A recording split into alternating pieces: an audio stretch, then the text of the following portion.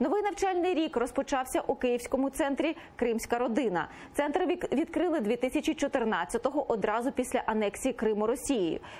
Його відвідують діти вимушених переселенців з окупованого півострова. Тут навчають кримсько-татарської мови, національних танців, а з цього року будуть викладати ще й історію Крима. Привітати дітей на свято завітали керівники меджлісу, тіки і батьки. Детальніше у сюжеті. Свято розпочалося з виконання гімнів України та кримсько-татарського народу, а також спільної молитви.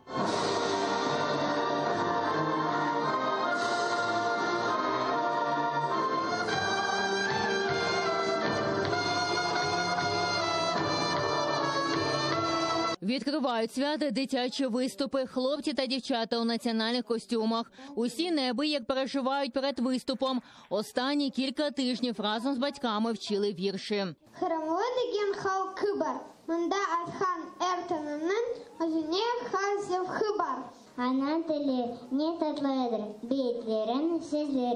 А із викладачами ставили нові національні танці.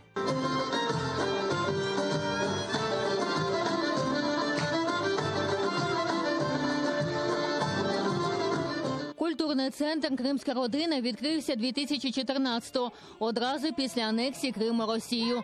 До Києва вимушені були переїхати сотні кримсько-татарських родин, аби організувати своїм дітям гідне дозвілля, і відкрили заклад.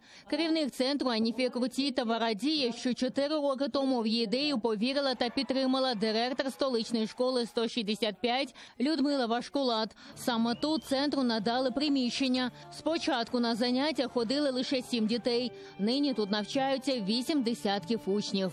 Те дети, которые переезжали и меняли абсолютно все в своей жизни, это получили огромный стресс. Именно думая про детей, думая о том, что будет дальше, мы создавали эту организацию. На данный момент наша основная задача – сохранить тут самое главное – язык и культуру. И вот эта школа, она стала таким центром, уголком Крыма. Саме ці діти, свідомо чи несвідомо, є виконувачами великої місії збереження рідної мови, культури і традицій. І я вважаю, що це заслуговує на величезну повагу і підтримку. За 4 роки існування культурно-освітний центр став не лише вдалим освітним проєктом, а й зробив величезний внесок в об'єднання і розвиток дітей-переселенців з окупованого Криму. Цьогоріч тут вже 4 повних групи дітей. На прохання батьків відкрили групу для найменших від 3 років. Поки матеріально центр підтримують батьки, меджліс та тіка. На нинішнє свято меджліс дітлахам подарував цифрове фортепіано. Зараз ведуться переговори, аби центр «Кримська родина» фінансувався за рахунок державного бюджету. Я сподіваюся, що протягом найближчих місяців ми знайдемо оптимальну форму організації цього центру такого. Ми говоримо вже із Міністерством освіти, із міським управлінням освіти. Ми обов'язково знайдемо такий статус, який би суттєво підкріпив би і відкрив би нові можливості для розвитку цього центру дітей. Наші улюблені і красиві діти, де б ви не жили, ніколи не забувайте, що ви кримські татари. І, звичайно ж, нехай зв'язок з батьківщиною ніколи не обривається, та дорога до Криму буде завжди відкритою.